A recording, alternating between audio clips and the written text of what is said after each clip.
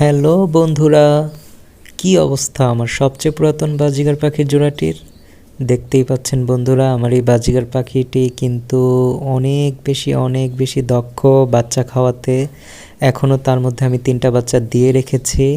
আমার এই পাখির জোড়াটি কিন্তু এইবারের ডিম বাচ্চা করার ক্ষেত্রে এইবারের ক্লাচে তারা প্রায় মনে হয় 13টার মতন বাচ্চা খাইয়েছে। আমি তাদেরকে 13টার মতন বাচ্চা দিয়েছি। বাকি 10টা বাচ্চা আমি সরিয়ে ফেলেছি এবং 3টে বাচ্চা যেটা অনেক ছোট, ওই 3টা বাচ্চা আমি এখনও তাদের কাছে রেখে দিয়েছি। তারা কিন্তু অত্যন্ত খাওয়াতে দক্ষ এবং দ্রুত ঝটপট খেয়ে তাদের বাচ্চাদেরকে আবার খাওয়ায়।